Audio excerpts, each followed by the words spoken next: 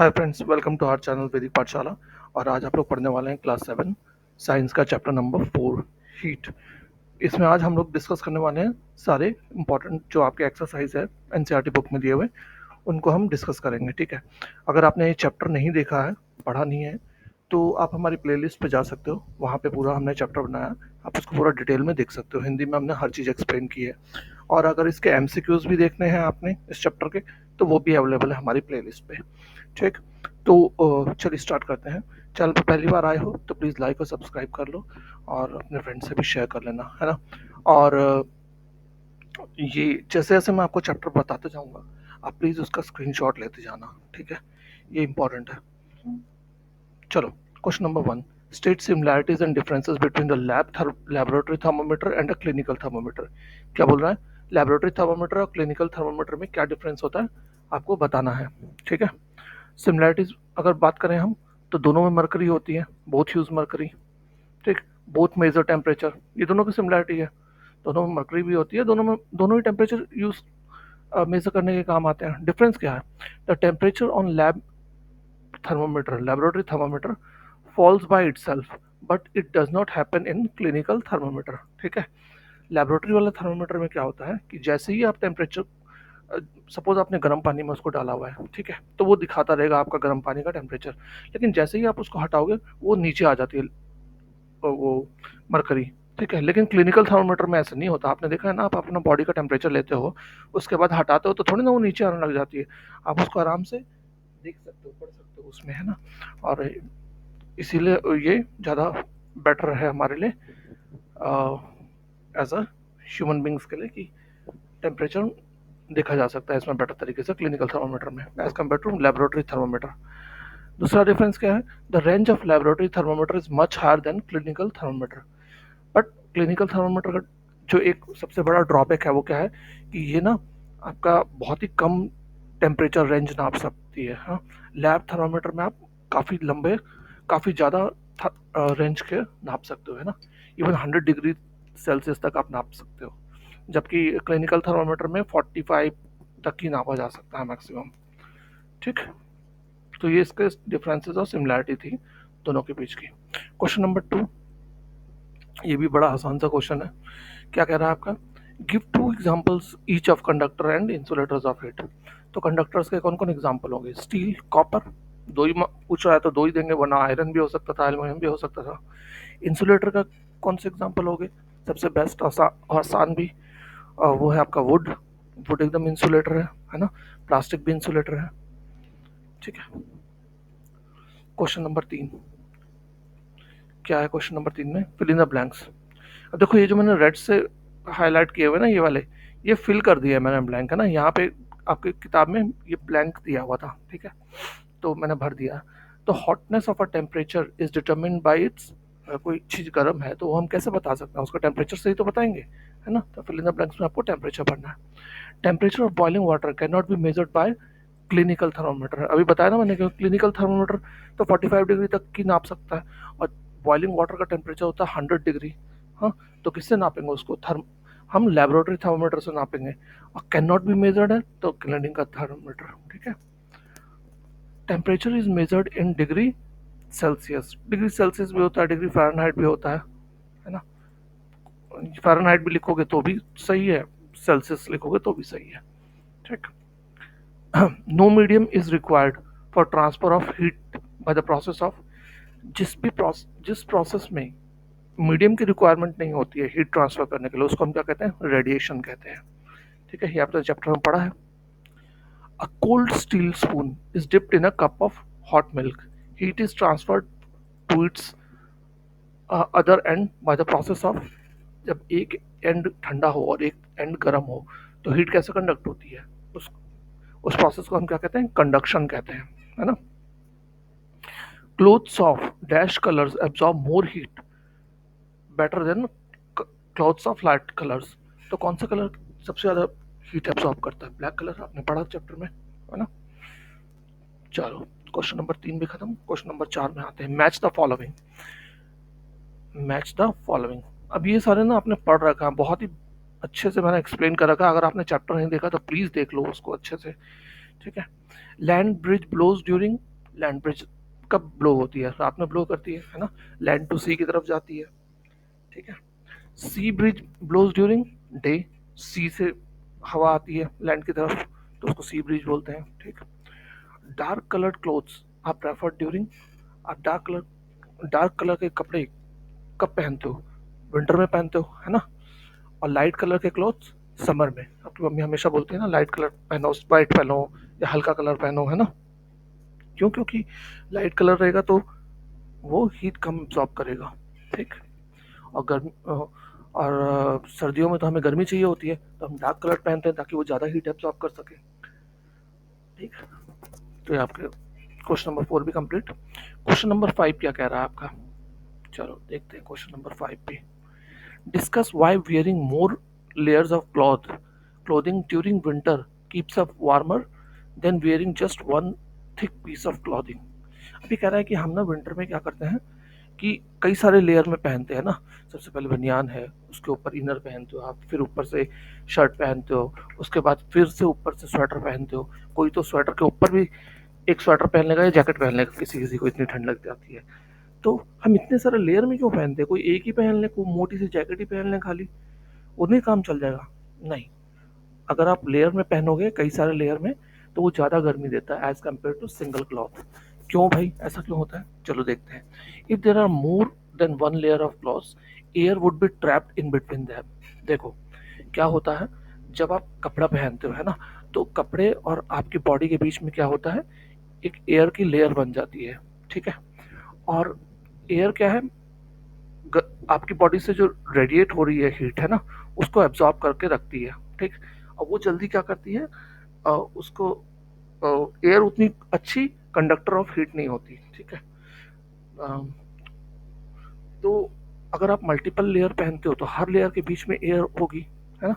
और हर लेयर की एयर क्या होगी, गरम गरम गरम होती चल जाएगी। तो देखो कितनी सारी लेयर्स गरम एयर की आपके बीच में रहेगी। लेकिन अगर आप एक ही मोटा कपड़ा पहनोगे तो सिर्फ एक ही लेयर आपकी रहेगी, तो वो उतनी गर्मी नहीं प्रोवाइड करा पाएगी as compare to multiple layers के, ठीक है। एयर क्या होती है, पुअर कंडक्टर ऑफ हीट है, लिखा हुआ भी है, air is the poor conductor of heat and then this retains heat and makes us feel warmer. और इसलिए वो जो हमारी बॉडी से हीट रेडिएट हो रही होती है, उसको वो एब्जॉर्ब करके रिटेन करके रखती है वहाँ पे, और हमें वार्म फील कराती है, ठीक है। इसलिए आप मल्टीपल लेयर में कपड़े पहनते हो एज अगेंस्ट सिंगल लेयर, ठीक। अब क्वेश्चन नंबर 6 में क्या दिया हुआ है, ये देखो यहाँ पे किताब में लिखा हुआ है, मैं आपका लाया नहीं, वो सीधा किताब का क्वेश्चन देखते हैं। देखो इसमें क्या कह रहा है कि आपको mark the heat being transferred by conduction, convection and radiation. आपको इस बर्नर से क्या कर रहे हैं, पानी उबाल रहे हैं ना, तो आपको बताना है कौन सी रेडिएशन से हीट जा रही है, कंडक्शन से जा रही है, कन्वेक्शन से जा रही है, ठीक है। आप इसको हाईलाइट करना था, तो मैं यहाँ पे ला रखा हूँ। रेडिएशन से तो ये दे रहा है क्योंकि इसको मीडियम नहीं चाहिए। कंडक्शन क्यों है, क्योंकि नीचे वाला लेयर इसका गर्म है ना, और ऊपर वाला लेयर क्या है, ठंडा है, तो ये यहाँ से वहाँ तक ट्रांसफर कर रहा है हीट, है ना, कंडक्शन। और कन्वेक्शन, कन्वेक्शन अंदर में हो रहा है पानी में, कि जो मॉलिक्यूल्स हैं वो एक दूसरे को हीट कंडक्ट कर रहे हैं ना, तो वो कन्वेक्शन हो गया। रेडिएशन, कंडक्शन, कन्वेक्शन हमने बहुत डिटेल में चैप्टर में पढ़ा हुआ है। आपने चाहे किसी से भी पढ़ा हो चैप्टर, मेरा प्लेलिस्ट देखा हो, चाहे कहीं भी देखा हो आपने, आपके टीचर ने बताया होगा आपको, तो बहुत ही अच्छे से हमने पढ़ा हुआ है। यहाँ पे सिर्फ उसको करना था। अगर आपने नहीं देखा है किसी का भी तो प्लीज़ देख लेना, किसी का भी देखो पर देख लेना, है ना। मेरा देखोगे तो सबसे बेस्ट है, हाँ नहीं देखा है तो किसी का तो देख ही लो, ठीक है। चलो क्वेश्चन नंबर 7 क्या कह रहा है, क्वेश्चन नंबर 7 भाई आपका हाईलाइट कर देता हूँ पहले। हाँ, in places of hot climate it is advised that the outer walls of houses be painted white. Explain. अब जहाँ गर्मी बहुत पड़ती है वहाँ बोला जाता है ना कि घरों की बाहर की दीवार को व्हाइट कलर से पेंट कर दो। क्यों? अब इसके पीछे सिंपल सा रीजन है। क्यों? Objects with white surface reflect more heat and absorb less, ठीक है। व्हाइट कलर क्या करता है, मैक्सिमम जो है रेडिएशन, जो सनलाइट अगर उस पर पड़ेगी तो उसको रिफ्लेक्ट कर देगा, ठीक है। और बहुत ही कम हीट को एब्जॉर्ब करता है, बहुत ही कम हीट को, मैक्सिमम वो रिफ्लेक्ट कर देता है। So less heat from outside would enter the house and it will remain cool. अब आपकी दीवार अगर कम एब्जॉर्ब करेगी हीट, है ना, तो अंदर भी कम गर्मी आएगी और आपका घर ठंडा रहेगा। इसीलिए सजेस्ट किया जाता है कि बाहर की दीवारों को पेंट करो वाइट कलर से। आजकल तो छत भी पेंट होने लग गई है ना। हीट रिफ्लेक्टिव पेंट आता है छत पे मारने के लिए कि उससे क्या होगा, आपकी छत ठंडी रहेगी। आप देखते हो गर्मियों में कितनी गर्म हो जाती है छत, पैर भी नहीं रखा जाता। तो इस चलते आजकल छतों को भी ठंडा करने के लिए क्या करते हैं हम, या तो व्हाइट रिफ्लेक्टिव पेंट आता है, वो अगर वो तो बहुत महंगा आता है, तो आप यूज कर सकते हो। चूना चूना भी आता है ना, लाइम आता है, उसको भी अप्लाई किया जाता है ताकि वो भी रिफ्लेक्ट कर देता है चूना आपकी सनलाइट को, और आपका काफी हद तक टेम्परेचर कम कर देता है छत का। ठीक है, आप कई जगह जाओगे ना आजकल, तो टूरिस्ट प्लेस में तो आप देखोगे ना व्हाइट कलर की पट्टी बनी हुई होती है पत्थरों पे। क्यों? क्योंकि आप पत्थर इतने गर्म हो जाते हैं दिन में कि उन पे चला नहीं जा सकता। तो वो जो रिफ्लेक्टिव पेंट है ना, मार्केट में मिलता है, वो लगा दिया जाता है। मैं तिरुपति बालाजी गया था साउथ इंडिया में, तो वहाँ पे मंदिर में लंबी सी पट्टी खींची हुई थी, वही वाली खूब लंबी है। और हम नंगे पैर ही था। अब मैं पत्थरों में चल रहा था तो भाई पैर जल रहे बहुत बुरी तरीके से।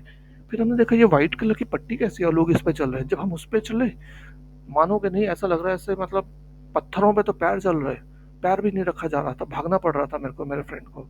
लेकिन उस पत्थर पे ऐसा लग रहा है जैसे पानी पे चल रहे हो आप, एकदम ठंडा, कोई असर नहीं, एकदम चिलचिलाती धूप में भी। ठीक है, चलो हम क्वेश्चन नंबर 8 करते हैं। 1 litre of water at 30 degree Celsius is mix with 1 litre of water at 50 degree Celsius. दो अलग अलग पानी के टब हम कंटेनर ले रहे हैं, और एक एक लीटर के, एक का टेम्परेचर 30 डिग्री, दूसरे का टेम्परेचर 50 डिग्री। ठीक है, दोनों को मिक्स कर देते हैं, तो अब टेम्परेचर कितना होगा बताओ। दोनों का मिला करके 80 हो जाएगा, या more than 50 but less than 80 ये होगा। 20 डिग्री हो जाएगा क्या दोनों का माइनस करके, between 30 degree and 50 degree Celsius. ठीक है, आंसर क्या होगा, इन दोनों के बीच में ही होगा, between 30 degree and 50 degree Celsius. ठीक है, हमेशा बीच इन दोनों का जो रहता है उसका बीच का रहता है। एवरेज ही ऑलमोस्ट हो जाएगा, 40 के आसपास ही आ जाएगा टेम्परेचर। ठीक है, एवरेज कैसे निकालेंगे, 30 + 50 डिवाइड बाई 2, 40 हो जाएगा। तो लगभग लगभग 40 के आसपास ही इसका टेम्परेचर रहेगा। थोड़ा सा ऊपर या कम हो सकता है, या 38 भी हो सकता है, या 42 भी हो सकता है, ऐसे ही रहेगा, लेकिन आसपास रहेगा एवरेज के। ठीक है, आप देखो अगला क्वेश्चन क्या कह रहा है आपका, क्वेश्चन नंबर 9। क्वेश्चन नंबर 9 कह रहा है, an iron ball at 40 degree Celsius is dropped in a mug during containing water at 40 degree Celsius. एक आयरन की बॉल लेते हो आप, हाँ, उसका टेम्परेचर भी 40 डिग्री सेल्सियस कर दिया आपने। ठीक, फिर एक पानी का मग है, उसका टेम्परेचर भी 40 डिग्री सेल्सियस है। तो अब क्या होगा, जब आप उसको आयरन बॉल को मग में डालोगे तो the heat will flow from iron ball to water, not not flow from iron ball to water, और from water to iron ball. कोई हीट ट्रांसफर नहीं होगी, ना आयरन बॉल वाटर को देगा, ना वाटर आयरन बॉल को देगा। Flow from water to iron ball, या चौथा, increase the temperature of both, दोनों का टेम्परेचर ही बढ़ जाएगा। अब भाई दोनों सेम ही टेम्परेचर पे है, तो क्या एक दूसरे को देंगे, कुछ भी नहीं दे सकते, है ना। कुछ तो टेम्परेचर डिफरेंस होता तभी तो कुछ एक दूसरे को देंगे, है ना। अगर मान लो तुम्हारे पास भी 40 रुपीज, मेरे पास भी 40 रुपीज, अब किसी को कम होता है, किसी का ज्यादा होता है, तभी तो आपस में बांटते हैं हम। दोनों का बराबर है तो कैसे बांटेंगे, कुछ नहीं बांटेंगे।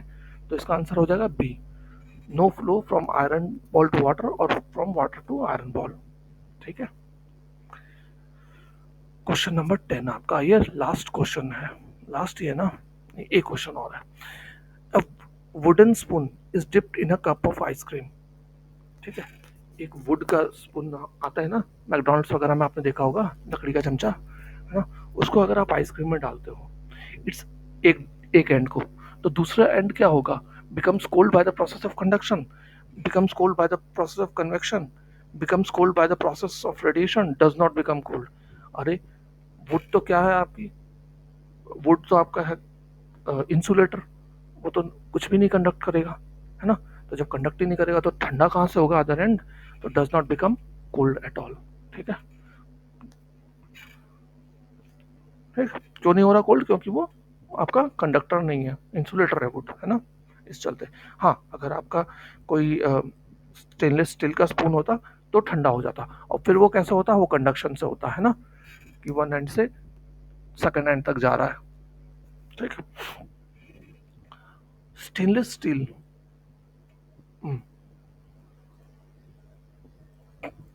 ये क्वेश्चन याद रखना, अगर वुडन पेन की जगह, वुडन स्पून की जगह स्टेनलेस स्टील स्पून दे देगा तो फिर आपको क्वेश्चन को ये वाला मार्क करना है ना, becomes cold by the process of conduction.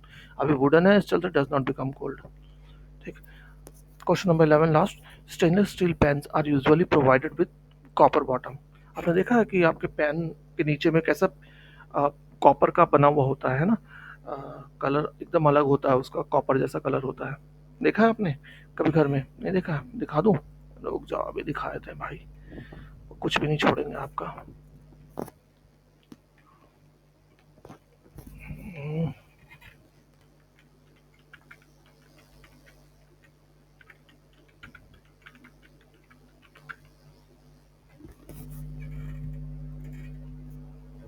ये देखो इमेजेस में, ये देखो, ये ऐसा रहता है ना नीचे में, ये देखो ये ऐसा बॉटम रहता है ना उसका, ये देखो ये वाला है ना, ऊपर में व्हाइट सा रहता है, नीचे में ये कॉपर कलर रहता है ना। ऐसे बाजार में आपको मिल जाएगा, आपके घर में भी होना चाहिए, नहीं होगा तो आप बाजार से देख लेना, किसी भी बर्तन वाले के पास मिल जाएगा ये। ठीक है, उस बारे में ये क्वेश्चन पूछ रहा है। क्या आगे क्वेश्चन पूछ रहा है भाई, देखें तो, stainless steel pan with copper bottom, the reason for this could be, क्यों ऐसा करते हैं हम? Copper bottom makes the pan more durable, उसको और ज़्यादा मतलब ड्यूरेबल बनाता है कॉपर बॉटम, कि ज़्यादा लंबा चल सके वो। ड्यूरेबल मतलब काफ़ी लंबा चल सके। Such pans appear colourful, colourful लगे इस चलते हम उसको देते हैं। Copper is better conductor of heat than stainless steel, इसलिए देते हैं कि कॉपर बेटर कंडक्टर है हीट का स्टेनलेस स्टील से। Copper is easier to clean than stainless steel, क्या रीज़न होगा? इसका आंसर तो सीधा से ऐसे ही दिख रहा है, copper is better conductor of heat than the stainless steel, है ना। ये आपका आंसर हो गया। तो इस तरीके से आपके सारे के सारे क्वेश्चन के आंसर हो गए। ठीक, मैं बुक में देख लूँ और भी कुछ बताने लायक है। क्वेश्चन नंबर 11 के बाद फिर और तो कुछ नहीं है, ये एक्सटेंडेड लर्निंग तो आपका कुछ खास होता नहीं है, इसमें से आपके कोई क्वेश्चन आएंगे भी नहीं एग्जाम में, है ना। तो एक्टिविटीज़ वगैरह ये तो आपको खुद ही करनी होंगी, और एग्ज़ाम से रिलेटेड ये सब कुछ है भी नहीं। ठीक, तो ये था पूरा चैप्टर आपका। ठीक है, तो अभी तक आपने सब्सक्राइब नहीं किया तो प्लीज़ सब्सक्राइब कर लो। और मिलते हैं अगले वीडियो में। Thanks for watching. जय हिंद।